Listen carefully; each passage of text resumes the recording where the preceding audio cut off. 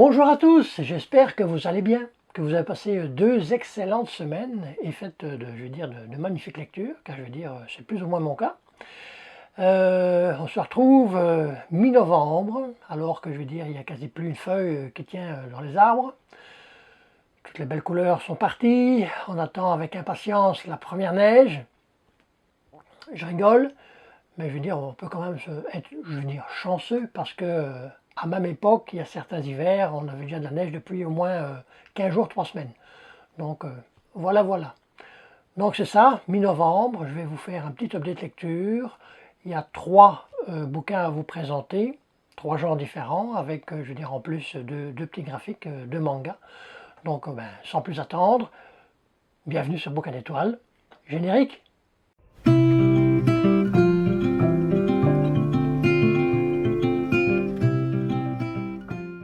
Donc, comme je vous l'ai dit, je vais vous présenter trois bouquins, trois genres différents, et je ne vais pas vous les présenter par ordre chronologique de lecture, mais plutôt par bonne lecture, excellente lecture et coup de cœur. Et pour ce coup de cœur, moi je l'ai terminé juste hier, donc il est vraiment tout frais dans ma mémoire. On va commencer par la bonne lecture, Le Maître des Illusions de Donna Tartt aux éditions Pocket. D'emblée, il faut dire que quand moi j'ai acheté ce livre, donc c'était pour faire une lecture commune, j'ai oublié de le dire. C'est une lecture commune que j'ai faite avec Charlotte au livre tricote, avec Barbara et Fanny. Donc, quand je l'ai acheté, je n'ai pas lu le quatrième de couverture, c'est juste, le titre qui m'a épais, Le Maître des Illusions, ça me parlait. Et on est c'est un roman d'ambiance, d'une Dark Academia.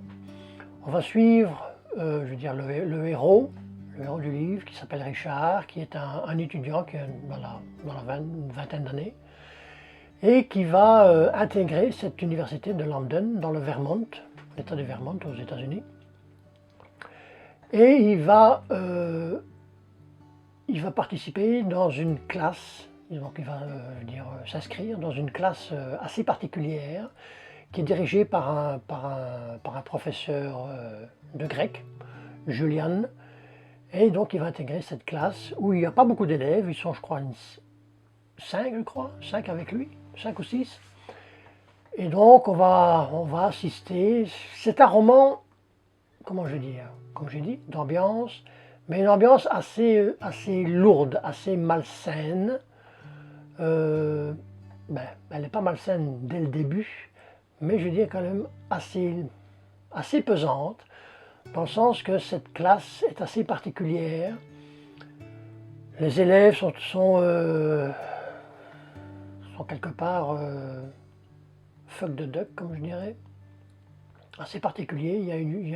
Ce sont tous des gars, sauf il y a une femme, une demoiselle. C'est un bouquin qui est en deux parties, le livre 1 et le livre 2. C'est un bouquin qui fait à peu près, plus ou moins 800 pages. Donc c'est quand même un beau petit bébé. Entre parenthèses, c'est le premier bouquin de Donna Tartt qu'elle a fait. Elle en a fait deux autres romans qui sont Le Chardonneret et, mes notes, Le Petit Copain, c'est ça. Ça, c'est un bouquin qu'elle a fait en 1992. Donc, premier bouquin, 800 pages, pas mal. On est tout de suite, hypé par la plume, par le contexte, par ce qui s'y passe, mais en même temps, ça va un peu, s'étioler, dans le sens que, à la page, je crois, 200, après 250, 300 pages, il y a un drame qui va survenir dans ce bouquin. Bon, là, je vous spoil rien. Il y a un drame qui va se passer, et à partir de ce drame, il va y avoir des hauts et des bas, dans la plume, dans la lecture. C'est qu'il y a des moments qui sont un peu plus lents, un peu plus, lent, un peu plus lourd. C'est ça qui, ça n'a pas été une excellente lecture, mais plus une bonne lecture. Mais je n'hésiterai certainement pas à relire, à lire un autre, soit Le Chardonneret ou Le Petit Copain de Donna Tartt, pour me faire vraiment une idée de sa plume. Parce que avec un bouquin, c'est toujours pas évident. Et donc c'est ça. Il y a plusieurs thématiques dans ce bouquin. la thématique dans le sens que quand il y a ce drame, on dirait qu'il y a une certaine impunité par rapport à ce drame.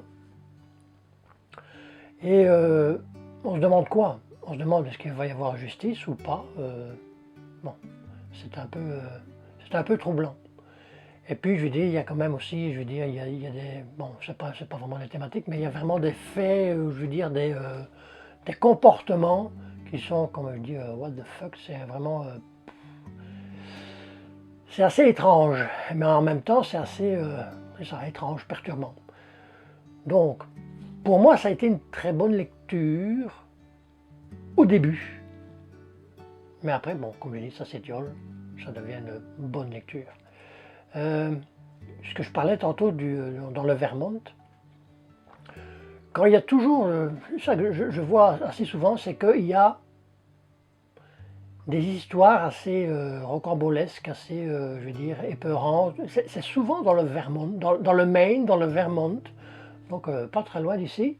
Donc je me suis dit, à un moment donné, on va aller faire un petit tour. Hein. On va aller faire un petit tour dans le Vermont pour voir c'est quoi l'ambiance du Vermont. Donc voilà. Qu'est-ce que je voulais vous dire encore? C'est que c'est ça, il y a beaucoup de malaise, beaucoup de sous-entendus, de lourdeur, mais pas de lourdeur, non, dans la plume, mais dans la lourdeur, dans l'ambiance pesante entre les personnes, entre les gens, entre les élèves. C'est ça, c'est pas évident, je trouve. Une bonne lecture quand même, mais il y a aussi, concernant une petite thématique, c'est comment on peut se faire embobiner, comment il y a des gens qui peuvent avoir le pouvoir sur des gens, sur leur entourage, soit qu'ils ont bon, une grande gueule, mais pas forcément. Donc il y a aussi cette petite thématique, c'est on voit comment se déroulent les actions par rapport à ça. Et que dire encore? Oui, ça aussi. À un moment donné, ça devient saoulant, sans jeu de mots. C'est que quasi du début à la fin, il y a de l'alcool, en veux-tu, en voilà. Bon, tu vas me dire, bon, c'est des étudiants, mais bon, hein, pas forcément, mais quand même. Il y a de l'alcool, en veux-tu, en voilà. Ils sont toujours bourrés, ou quasi bourrés, ou il y en a toujours un qui est bourré, ou qui sort d'une guindaille. Enfin, c'est... à un moment donné, c'est ça. De nouveau, un petit peu cette lourdeur, je trouve. Il y a du suspense, c'est clair. Certainement dans le premier livre, où on amène à ce drame. Et puis bon, il y a le drame. Et puis bon, il y a une certaine baisse, comme je dirais, une baisse de régime. Et il y a de nouveau le suspense qui est vraiment haletant, je veux dire, dans les plus ou moins 80 dernières pages. Donc voilà. Donc pour ce qui est de ce bouquin. Donc c'était mon premier Dark Academia, c'était mon premier roman Donna Tartt. Donc certainement, probablement que j'essaierai de relire un jour un de ces deux autres romans. Donc voilà. Alors, passons maintenant de la bonne lecture à l'excellente lecture avec Les Guerriers de l'hiver d'Olivier Norek aux éditions Michel Lafon. C'est un bouquin que j'ai fait en lecture commune avec Gilles et c'est grâce à Endoline, à la chaîne Endoline, je veux dire que je l'ai lu car elle l'avait présenté dans une de ses vidéos et comme elle avait très bien aimé, donc ça m'a hypé un peu et donc je l'ai acheté et je l'ai lu. Donc, tout d'abord, qui est Olivier Norek? Olivier Norek, c'est un auteur français, c'est un ancien policier qui travaillait dans le département 93. Il a à son actif, je crois, c'était 8 ou 9 romans policiers, et donc c'est son premier roman ici, bon, où il change de genre, en plus c'est son dernier roman ici, qui est plus une littérature blanche, Et de quoi va-t-on parler? On va parler déjà de la Seconde Guerre mondiale et de la tentative d'invasion des Soviétiques sur le territoire finlandais au début de la Seconde Guerre mondiale. Donc ça se passe, je veux dire, je crois que le début de l'attaque a commencé le 30 novembre 1939. Ça va raconter, déjà, c'est un magnifique roman avec une recherche vraiment waouh. Parce que, je veux dire, même c'est Olivier Norek qui le dit, je crois, en fin de livre, c'est que tout est vrai. Même, je veux dire, quelque part, les dialogues, bon, ça a été entrecroisé et tout ça, donc c'est ça.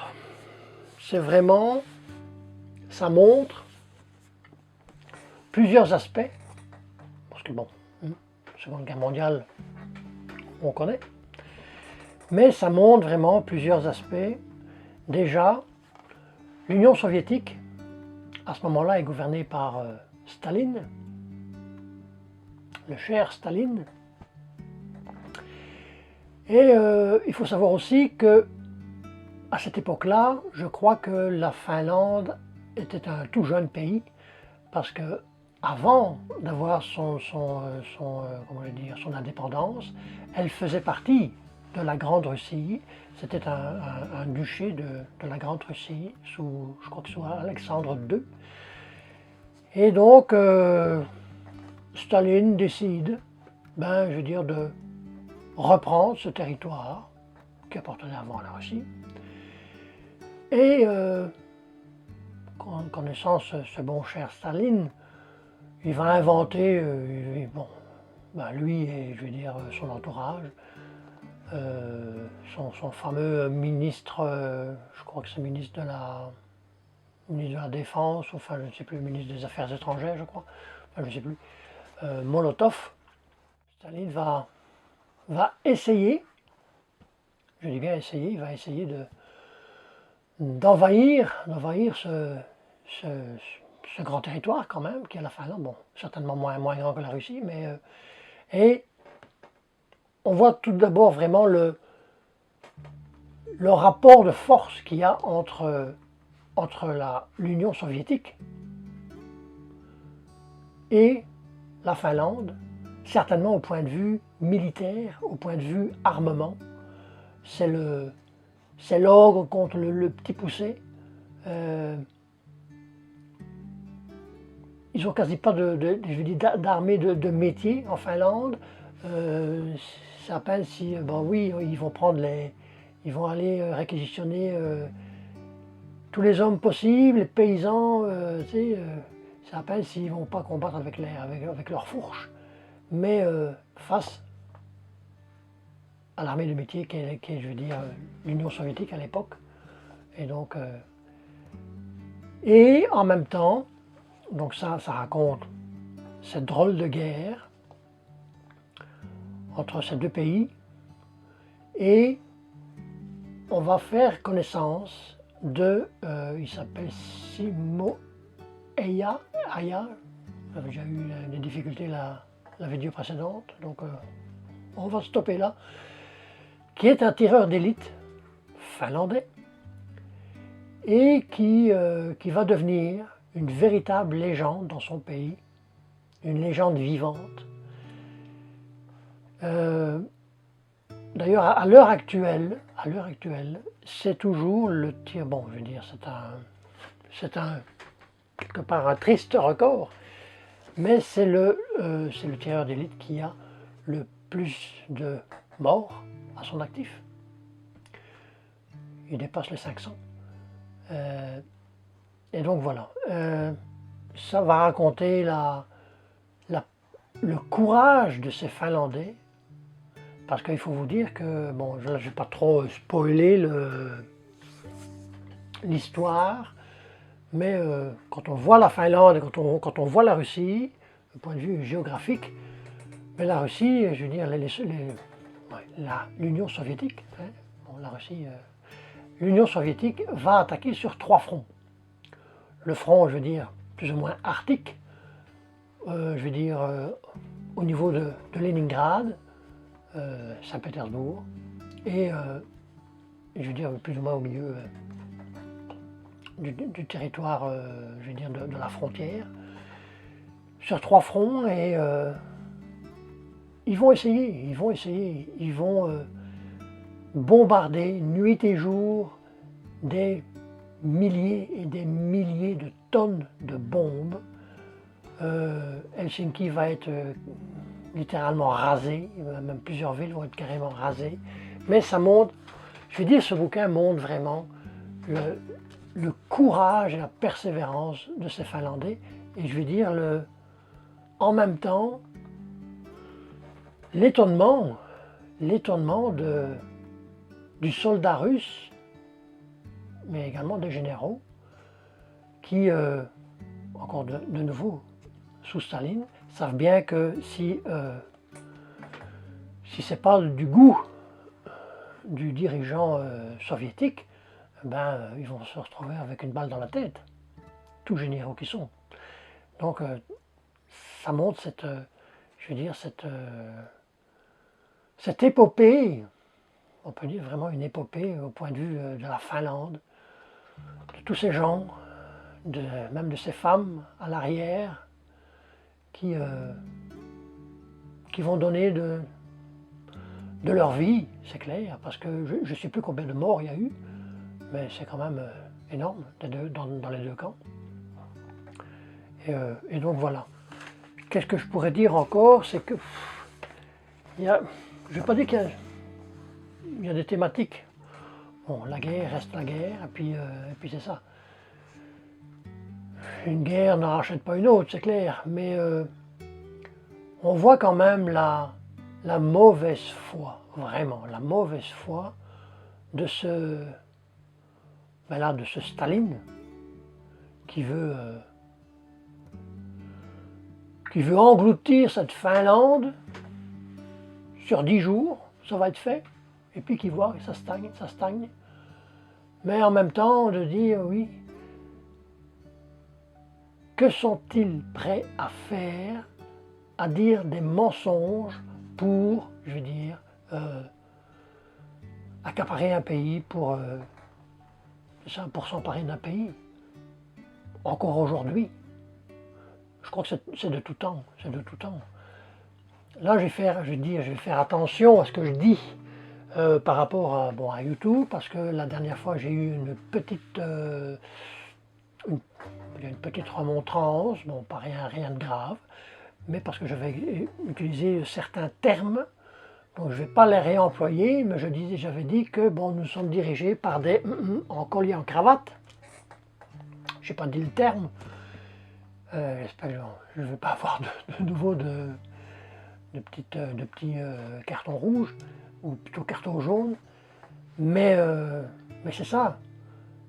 En même temps, je me disais aussi, bon, Staline n'a jamais porté de cravate, donc, ou quasi jamais, et donc lui, il est au top du top, parce que rien que lui, il a quand même fait plus de 20 millions de morts dans son propre pays. Avec je vais dire, à un moment donné, il a fait une grande lessive de tous ses officiers, parce que bon, c'était un paranoïaque, donc à un moment donné, il voyait le mal partout, il voyait c'est ça, il a tué plus de 20 000 officiers, une balle dans la tête, et, sans parler des dizaines de goulags. Enfin, c'est immonde, Voilà. Donc, que dire encore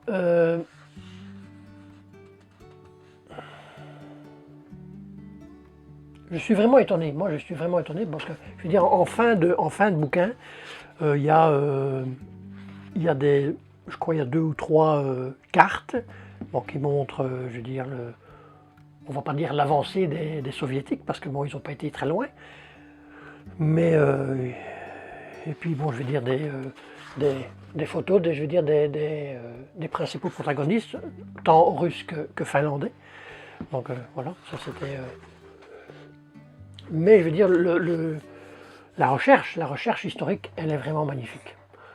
Certainement, bon, c'est le seul bouquin que Olivier Norek a fait parlant, je veux dire, soit de la Seconde Guerre mondiale, ou parce que comme je vous le disais, les autres sont des romans policiers, mais je ne vais pas hésiter, je crois, à lire son premier roman policier qui était Code 93, vu que en lien avec, je veux dire, où il travaillait dans le département 93. Donc, mais ça reste de l'excellente lecture, et d'ailleurs, Gilles, qui a fait cette lecture en lecture commune avec moi, a trouvé également que c'était vraiment un bouquin magnifique. Excellente lecture. Pourquoi pas coup de cœur? Peut-être juste le contexte. Juste le contexte. On parle de mort, je veux dire, pas toutes les pages, mais beaucoup. Hein. Donc, à un moment donné, mais point de vue historique et recherche historique, et même point de vue de la plume, excellente lecture. Donc, je le conseille à tout le monde. Celui qui a envie de savoir un petit peu ce qui s'est passé à partir du 30 novembre 1939 sur le territoire finlandais, parce que du tout, je ne savais pas du tout que cette guerre du froid avait existé. Donc voilà.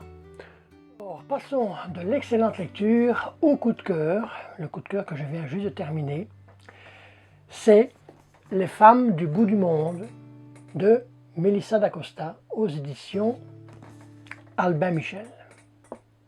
C'est de nouveau une lecture commune que j'ai faite avec Bérangère et Gilles. Que dire? J'ai peur d'oublier certaines choses, car il y a tellement à dire, sans rentrer dans le détail, sans spoiler rien de l'histoire, mais il y a tellement de choses à dire. Aujourd'hui, avant de parler un peu de Mélissa d'Acosta et ensuite de parler du livre, j'ai appris une nouvelle, comment on appelle, une nouvelle expérience de lecture, parce que quand j'entendais les gens parler, les personnes dire « Ah, j'ai vraiment pas su me arrêter de lire », Les femmes du bout du monde, ça a été ça pour moi, réellement. Je l'ai lu en 2 jours. C'est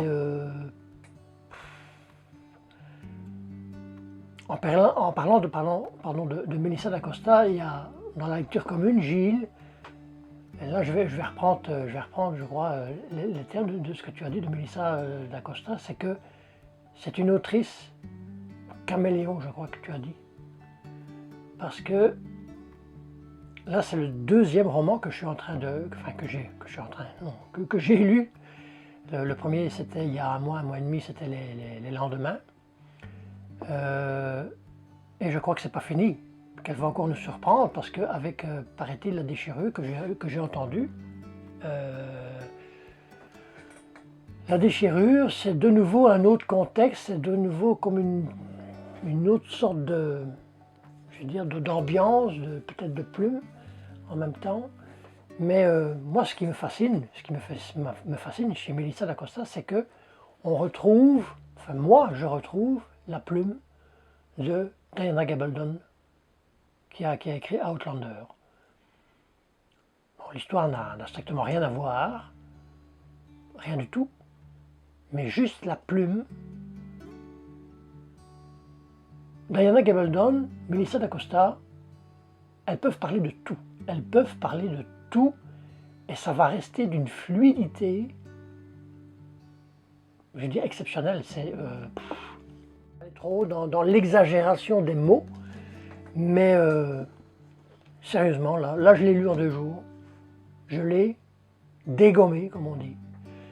Va-t-on parler dans ce livre, Les femmes du bout du monde? On va suivre 3 femmes. On va suivre Flore, on va suivre Millie et sa mère Autumn. Flore est une Française qui est arrivée en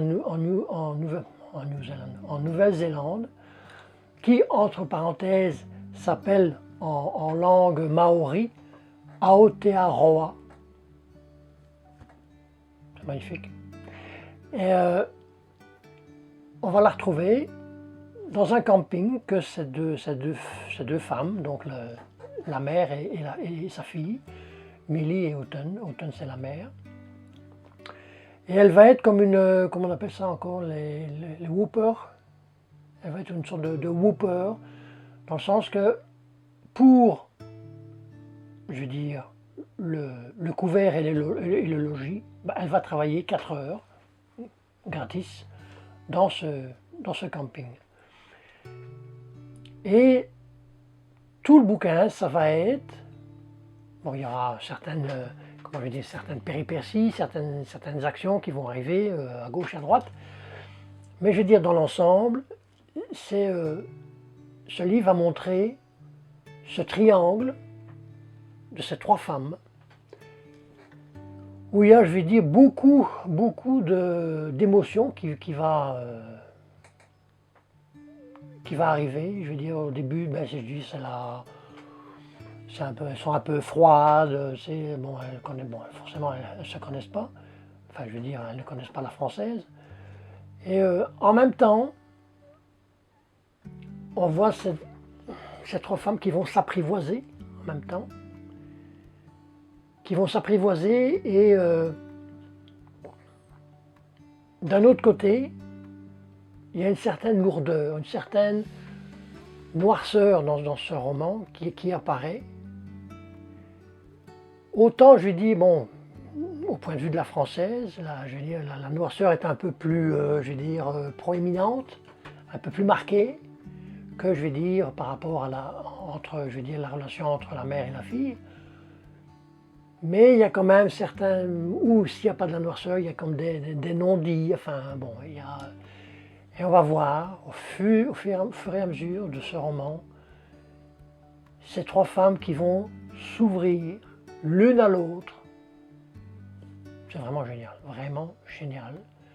Et en toile de fond, il va y avoir cette culture maori, je vais dire, parce que bon, le camping est au bord de la mer, de l'océan plutôt.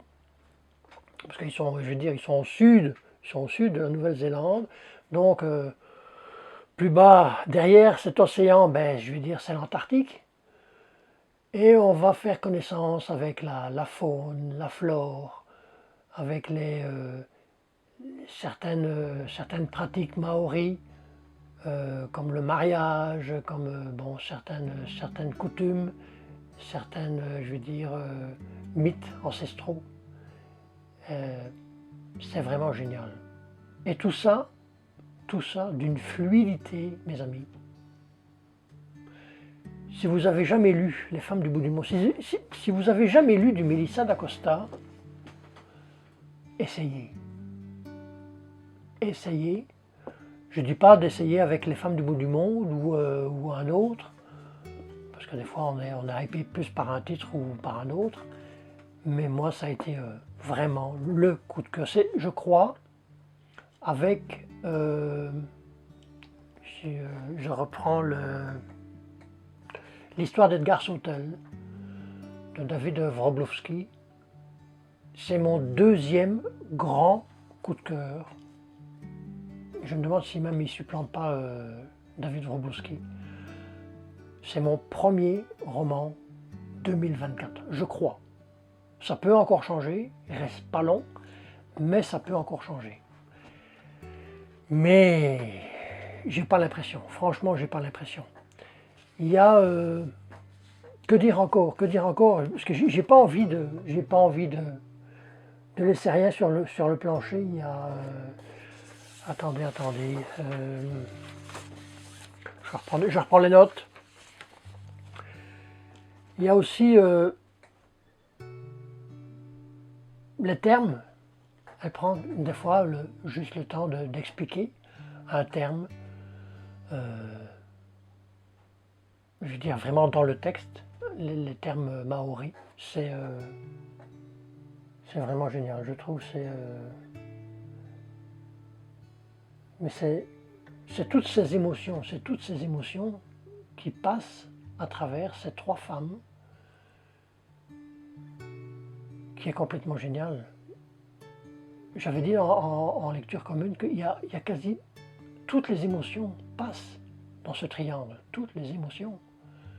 Quoi qu'il arrive, c'est ça, c'est complètement génial. Je ne saurais pas dire plus. C'est clair que je n'en suis à mon deuxième. Je ne sais pas combien elle en a écrit. Une petite dizaine, je crois. Enfin, je ne sais pas exactement. Mais je crois que je vais suivre le chemin de Gilles, dans le sens que je crois qu'il en a acheté pas mal déjà. Il ne les a pas tous lus, mais il est tombé amoureux, je crois, aussi de cette autrice qui est aujourd'hui, bon ça je l'ai appris il n'y a pas longtemps, enfin j'ai regardé sur YouTube, je ne sais plus où j'ai vu cette information, c'est qu'elle est la première autrice auteur confondu, la plus lue en France actuellement. Donc voilà. J'ai envie juste de vous relire, peut-être pour celui qui aura envie de le lire, juste le 4e de couverture. Je crois que je l'avais déjà lu dans la vidéo précédente, mais c'est pas grave. À la pointe sud de la Nouvelle-Zélande, dans la région isolée des Catlins, au cœur d'une nature sauvage, vivent Autumn et sa fille Millie. Sur ce dernier bastion de terre, avant l'océan austral et le pôle sud, elle gère le camping Mutonga o Te Ao, le bout du monde, en maori. Autumn et Millie forment un duo inséparable jusqu'au jour où débarque Flore, une jeune Parisienne en quête de rédemption. Hantées par le passé mais bercées par les vents et les légendes maoris, ces 3 femmes apprendront à se connaître, se pardonner et s'aimer. Melissa d'Acosta nous offre un voyage inoubliable à travers des paysages d'une stupéfiante beauté, aux côtés de personnages inspirés et inspirants, un nouveau roman magistral et une ode à la liberté. N'hésitez plus. Finalement, je vous présente les deux mangas que j'ai lus, qui font suite à cette saga, je crois, qui est si mes souvenirs sont bons, je crois qu'il y a 21 volumes, 21 ou 24 volumes, je ne saurais plus trop dire.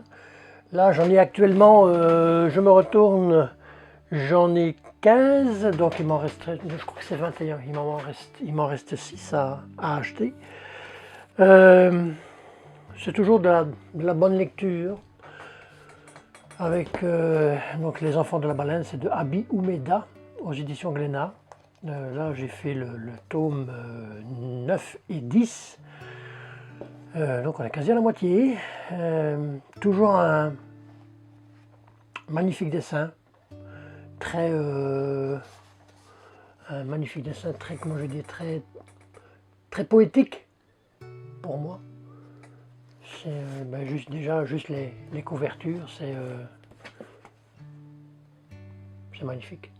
C'est une belle histoire aussi. Il y a aussi peut-être une thématique qui vient petit à petit aussi. Petit à petit. Elle est là depuis le début. Mais dans Les Enfants de la Baleine, on voit une partie des gens qui ont un don et l'autre pas. Et celle qui n'a pas le don vit beaucoup plus longtemps. C'est-à-dire que ce don, je vais dire, ronge en fait. Tous ceux qui l'ont meurent très jeunes. Et on voit cette différence de classe de ceux qui ont le don et ceux qui ne l'ont pas. Et que ceux qui ne l'ont pas dirigent. Donc il y a encore cette thématique de pouvoir. Mais bon, il n'y a pas que ça, il y a plusieurs histoires dans l'histoire. Mais pour l'instant, c'est génial. Je dirais,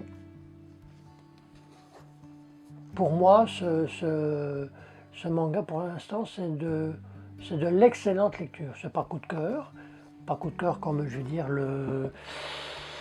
Une sacrée mamie dont j'attends d'acheter le dernier volume, le 5e et dernier double volume. J'attends encore un peu parce que je me dis, bon, une fois que je vais l'acheter, je vais vouloir directement le lire. Donc après, ben, ce sera fini. Il faudra bon, certainement le relire un jour. Mais voilà, voilà. Donc voilà ce qui termine le update de la mi-novembre. N'hésitez pas, si, comment je vais dire, parce que je crois encore que j'ai pour l'instant en lecture qui m'attendent ici, je vais L'hiver de la Corneille de Karen McBride et Diana Gabaldon, le quatrième tome de Outlander. Donc voilà, voilà. Donc n'hésitez pas si vous voulez encore faire une lecture commune d'ici la fin novembre.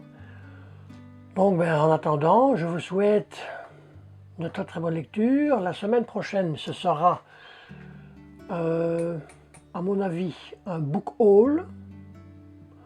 Bon, c'est un book haul qui viendra un petit peu, je veux dire, pas vraiment en fin de mois, mais je crois que la dernière semaine de novembre, je n'achèterai rien, vu que j'ai déjà un petit peu acheté. Donc certainement que ce sera, je crois, un book haul. Ou peut-être, qui sait, peut-être une prévision lecture pour le mois de décembre. Donc voilà, voilà. Donc en attendant, faites d'excellentes lectures, portez-vous bien, et à la fois prochaine. Bye.